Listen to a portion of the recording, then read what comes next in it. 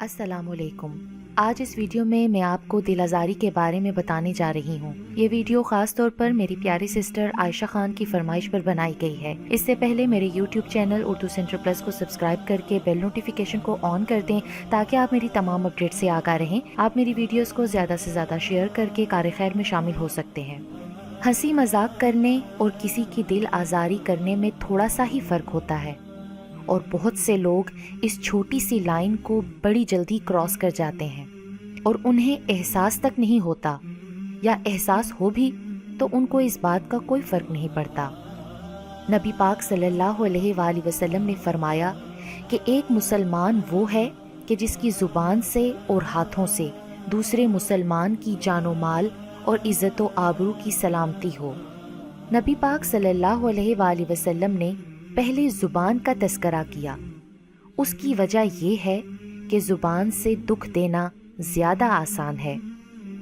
ہاتھ سے دکھ دینے، مارنے اور نقصان پہنچانے کے لیے انسان کا طاقتور، مضبوط اور قریب ہونا لازمی ہے، جبکہ کوئی کمزور انسان بھی کسی طاقتور انسان کو اپنی زبان سے ادا کیے لفظوں کے نشتر چلا کر گھائل کر سکتا ہے، اور اپنی زبان سے دنیا کے دوسرے کنارے پر بیٹھے انسان کو بھی دکھی کر سکتا ہے۔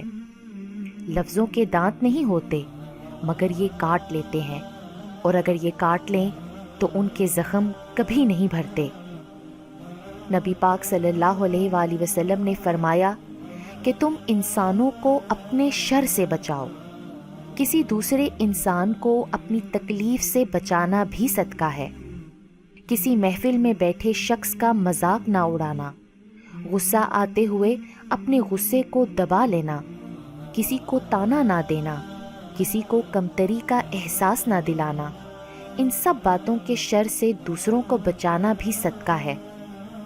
اللہ پاک فرماتے ہیں کہ مومن مرد اور مومن عورتیں دوسرے مرد اور عورتوں کا مذاق نہ اڑائیں، شاید کہ وہ جن کا مذاق اڑایا جا رہا ہو ان مذاق اڑانے والوں سے بہتر ہوں۔ ایسی خوشی سے بچو جو دوسروں کی دل آزاری اور دکھ سے حاصل ہوتی ہے۔ بیماریوں میں سب سے بری بیماری دل کی ہوتی ہے، اور دل کی بیماریوں میں سب سے بری دل آزاری ہوتی ہے۔ آج کل کے معاشرے میں دل آزاری کا گناہ عام ہو گیا ہے۔ اتنی تیز تلوار یا کینچی نہیں چلتی جتنی تیز ہماری زبانیں چلتی ہیں اور دوسرے بندوں کو تکلیف پہنچاتی ہیں۔ اللہ تعالیٰ فرماتے ہیں، بربادی ہے ہر اس بندے کے لیے جو دوسروں کے عیب تلاش کرتا ہے اور جو دوسروں کی کمزوریوں کو باقی سب کے سامنے بیان کرتا ہے۔ قیامت کے روز ایسے لوگوں کو آگ کے ستون کے ساتھ باندھ دیا جائے گا، اور آگ کے انگارے اٹھیں گے اور اس کے دل پر جا کر لگیں گے، کیونکہ یہ وہ لوگ تھے جو دنیا میں دوسروں کا دل دکھایا اور جلایا کرتے تھے، اسی لیے یہاں انگارے بھی اس کا دل جلائیں گے۔ حضرت علی رضی اللہ تعالیٰ عنہ فرماتے ہیں کہ کوئی تمہارا دل دکھائے تو ناراض مت ہونا، کیونکہ قدرت کا قانون ہے، جس درخت کا پھل زیادہ میٹھا ہوتا ہے لوگ پتھر بھی اسی کو مارتے ہیں۔ کبھی بھی کسی کا دل نہ دکھاؤ، کیونکہ معافی مانگ لینے کے باوجود اسے دکھ ضرور رہے گا۔ حضرت ابو بکر صدیق رضی اللہ تعالیٰ عنہ فرماتے ہیں کہ کسی کو دکھ دینے والا کبھی بھی خوش نہیں رہ سکتا۔ کسی کا اتنا دل نہ دکھاؤ کہ وہ اللہ کے سامنے تمہارا نام لے کر رو پڑے۔ حضرت علی رضی اللہ تعالیٰ عنہ فرماتے ہیں کہ مظلوم اور نمازی کی آہ سے ڈرو، کہ وہ آہ کیسی بھی ہو عرش کو چیر کر اللہ کے پاس جاتی ہے۔ کسی کا دل مت دکھاؤ کہ اس کے آنسو تمہارے لیے سزا بن سکتے ہیں۔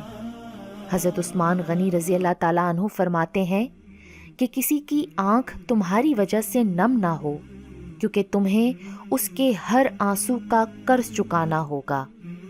حضرت عمر رضی اللہ تعالیٰ عنہ کے فرمان کے مطابق کسی کی بے بسی پر مت ہنسو، کل یہ وقت تمہارے پر بھی آ سکتا ہے۔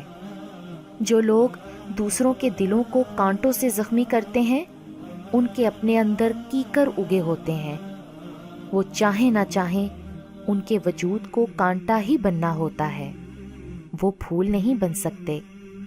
کسی کا دل دکھانے سے پہلے اتنا ضرور سوچ لینا کہ جس خدا سے تم محبت کرتے ہو وہی خدا اس کے دل میں بھی بستا ہے۔